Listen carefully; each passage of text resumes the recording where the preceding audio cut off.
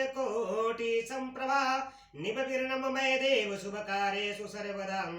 जय जय श्री गणेशाय नमो नमः। जय गणेश गिरिजा सुमन मंगल मूल सुजान कातुद्यादास तुम देव भय वरदान।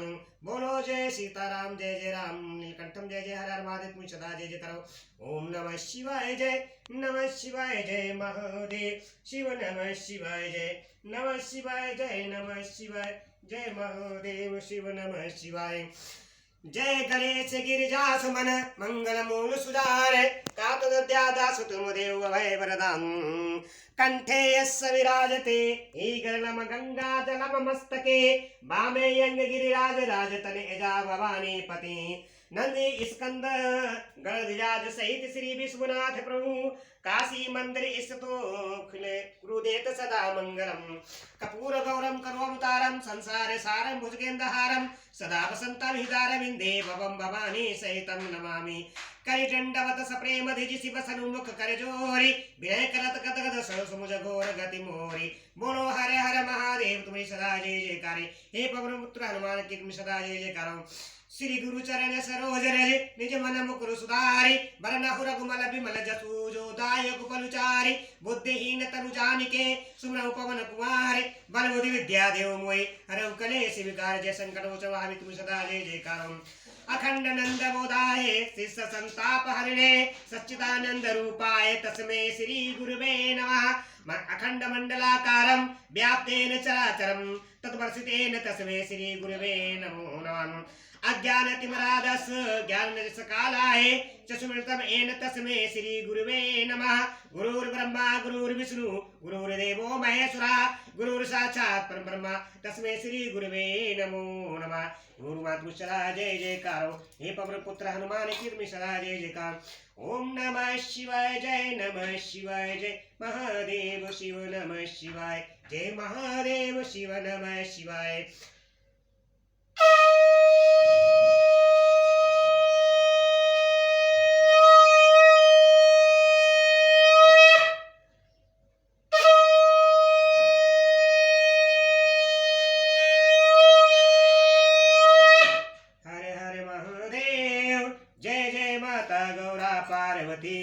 जय महासरस्वती देवी सदा जय जयकार हो। हे महादेवी तुम्हारी सदा जय जयकार हो।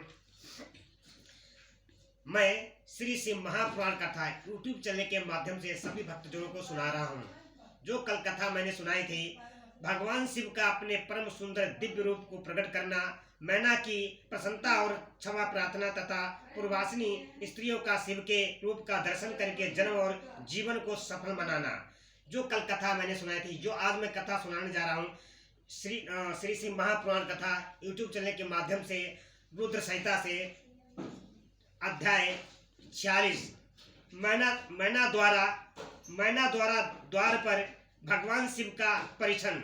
उनके रूप को देखकर संतोष का अनुभव अन्य युवतियों द्वारा वर की प्रशंसा, पार्वती अंबिका पूजन के लिए बाहर निकलना तथा देवताओं और भगवान शिव का उनके सुंदर रूप को देखकर प्रसन्न होना। जो इस कथा को सुनेगा, आगे शेयर करेगा, लाइक करेगा, कमेंट करेगा, उसके समस्त घर के दुख दूर हो जाएगा और समस्त कलियों के पाप दूर हो जाएगा, धन की और सुख की प्राप्ति होगी। बोलो हर हर महादेव सदा जय जयकार हो। ब्रह्मा जी कहते हैं कि नारद तदंतर भगवान शिव प्रसन्नचित हो अपने गणों, समस्त देवताओं तथा अन्य लोगों के साथ कौतूहल पूर्वक गिरिराज हिमावान के धाम में गए। हिमाचल की श्रेष्ठ पत्नी मैना भी उन स्त्रियों के साथ घर के भीतर गई और शंभू की आरती उतारने के लिए हाथ में दीपकों से सजी हुई थाली लेकर सभी ऋषि पत्नियों तथा अन्य स्त्रियों के साथ आदर पूर्वक द्वार पर आईं। वहां आकर मैना ने संपूर्ण देवताओं से सेवित गिरिराजपति महेश्वर शंकर को, जो द्वार पर उपस्थित थे, बड़े प्यार से देखा। उनकी अंग कांति मनोहर चंपा के समान थी। उनके एक मुख और 3 नेत्र थे। प्रसन्न मुखार बिंद पर मंद और मुस्कान की छटा छा रही थी। वे रत्न और संपूर्ण आदि से विभूषित थे। गले में भली भांति की माला गले में मालती की माला पहने हुए थे। सुंदर रत्नमय मुकुट धारण करने से उनका मुखमंडल उज्जवल प्रभा से उद्सित हो रहा था। कंठ में हार आदि सुंदर आभरण शोभा दे रहे थे। सुंदर कड़े और बाजूबंद उनकी भुजाओं की विभूषित कर रहे थे। अग्नि के समान निर्मल एवं अनुपम, अत्यंत सूक्ष्म, मनोहर, विचित्र एवं बहुमूल्य युगल वस्त्र से उनकी बड़ी शोभा हो रही थी। चंदन, अगर, कस्तूरी तथा मनोहर कुमकुम के अंगराज से उनके अंग विभूषित थे। उन्होंने हाथ में रत्नमय दर्पण ले रखा था और उनके दोनों नेत्र काजल से शोभित थे। उन्होंने अपनी प्रभा से सबको आच्छादित कर लिया था तथा वे अत्यंत मनोहर जान पड़ते थे। अत्यंत तरुण, परम सुंदर आभूषण, परम सुंदर और आभरण भूषित अंगों से शोभित थे।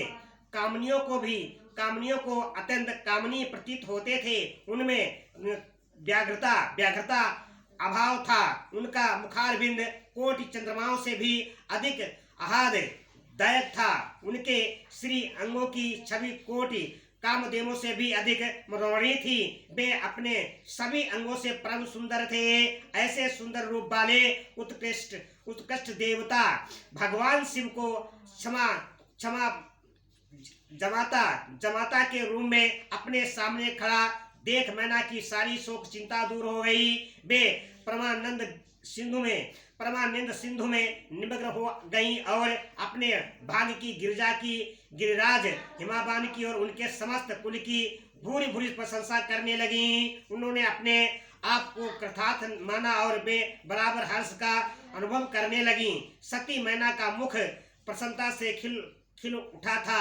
वे अपने दामाद की शोभा का आनंद अवलोकन करती हुई उनकी आरती उतारने लगी। गिरिराज की कही हुई बात को बराबर याद करके मैना को बड़ा विस्मय हो रहा था।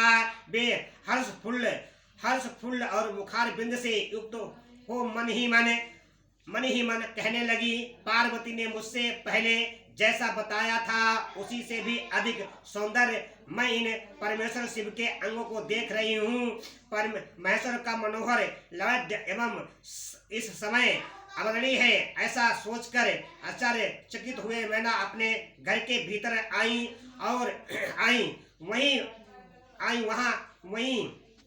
वहां आई हुई युवतियों ने भी वर के मनोहर रूप की भूरी भूरी प्रशंसा की। वे बोली, गिरिराज नंदिनी शिवा धन्य है, शिवा धन्य है, शिवा धन्य है, धन्य है। कुछ कन्याएं कहने लगी, दुर्गा तो साक्षात भगवती है। कुछ दूसरी कन्याएं महारानी मैना से बोली, हमने तो कभी ऐसा वर नहीं देखा है और न कभी ध्यान में ही ऐसा वर का अवलोकन किया है। इन्हें पाकर गिरिजा धन्य हो गई। भगवान शंकर का यह रूप देखकर समस्त देवता हर्ष से खिल उठे। श्रेष्ठ गंधर्व उनका यश गाने लगे और अप्सराएं नृत्य करने लगी। बाजा बजाने वाले लोग मधुर ध्वनि में अनेक प्रकार की कला दिखाते हुए आदर पूर्वक भांति भांति के बाजे बजा रहे थे। हिमाचल ने भी आनंदित होकर द्वारोषित मंगलाचार किया। समस्त नारियों के साथ मैना ने भी महान उत्सव मनाते हुए वर का परीक्षण किया। फिर वे प्रसन्नता पूर्वक घर में चली गई। इसके बाद भगवान शिव अपने गणों और देवताओं के साथ अपने को दिए गए स्थान जनवासे में चले गए। इसी बीच में गिरिराज के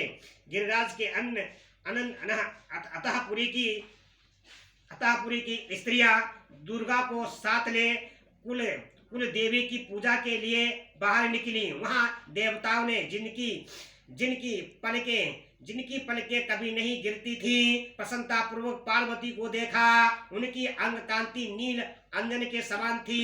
वे अपने मनोहर अंगों से ही विभूषित थी। उनका कटाक्ष केवल भगवान त्रिलोचन पर ही आदरपूर्वक पड़ा था। दूसरे किसी पुरुष की और उनके नेत्र नहीं जाते थे। उनका प्रसन्न मुख मंद मुस्कान से शोभित था। वे कटाक्षपूर्ण दृष्टि से देखती थी और बड़ी रोहिणी जान पड़ती थी। उनके केशों की छोटी चोटी बड़ी ही सुंदर थी। कपोलों पर बनी हुई मनोहर पन्न पन्न पत्र मंगी उनकी शोभा बढ़ाती थी। ललाट में कस्तूरी की बेदी के साथ ही सिंदूर की बिंदी शोभा दे रही थी। यक्ष वक्ष स्थल पर श्रेष्ठ रत्नों के सारभूत हार से दिव्य दीप्त छिटक रही थी। रत्नों के बने हुए केवरू वलय और कंकड़ से उनकी भुजाएं अलंकृत थी। उत्तम रत्नमय कुंडलों से उनके मनोहर कपोल और जगमगा रहे थे। उनकी दंत पत्ती मणियों तथा रत्नों की प्रभाव को भी छीन लेती थी और मुख की शोभा बढ़ाती थी। मधु से पूरित अधर और ओठ से बिंब फल के समान लाल थे। दोनों पैरों में रत्नों की आभा से युक्त महावर शोभा देता था। उन्होंने अपने एक हाथ में रत्न जटित दर्पण ले रखा था। उनका दूसरा हाथ किरणा कमल से शोभित था। उनके अंगों में चंदन अगर कस्तूरी और कुमकुम का अंगार लगा हुआ था। पैरों में पैजेब बज रही थे और वे अपने लाल तलवों के कारण बड़ी शोभा पा रही थी। समस्त देवता आदि ने जगत की आदि कारण भूता जगतजननी पार्वती देवी को देखकर भक्ति भाव से मस्तक झुका मैना सहित उन्हें प्रणाम किया। त्रिलोचन शिव ने भी बड़ी प्रसन्नता के साथ कनखियों से उन्हें देखा और उनमें सती की आकृति देखकर अपने गृह वेदना को त्याग दिया। शिवा पर आंखें गाड़कर भगवान शिव उस समय सब कुछ भूल गए। उनके सारे अंगों में रोमांच हो गया और वे हर्ष का अनुभव करते हुए गौरी की ओर देखने लगे। गौरी उनकी आंखों में समा गई थी। इधर कालीपुरी में बाहर जाकर अंबिका देवी की पूजा करने के पश्चात ब्राह्मण पत्नियों के साथ पुनः अपने पिता के रामायणी भवन में लौट आई और भगवान शंकर भी मुझ ब्रह्मा विष्णु तथा देवताओं के साथ हिमाचल के बताए हुए अपने नियत स्थान पर प्रसन्नता पूर्वक गए और वहां गिरिराज के द्वारा नाना प्रकार की सुंदर सम्मति हुई। वे सब लोग सुख पूर्वक ठहर गए और भगवान शिव की सेवा करने लगे। बोलो हर हर महादेव कुछ जय करो। ओम नमः शिवाय जय नमः शिवाय जय महादेव शिव नमः शिवाय जय नमः शिवाय जय नमः शिवाय जय महादेव शिव नमः शिवाय।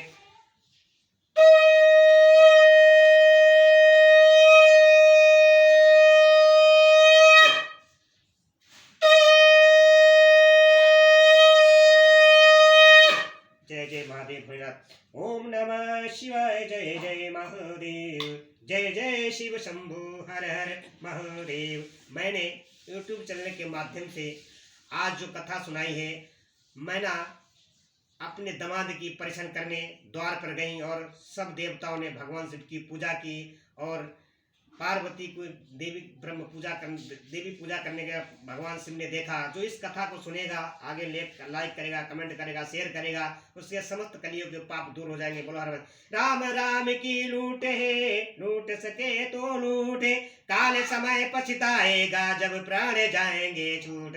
बोलो सियावर रामचंद्र की जय, बोलो पवन पुत्र हनुमान की जय। हर हर महादेव तुम्हारी सदा जय जयकार हो।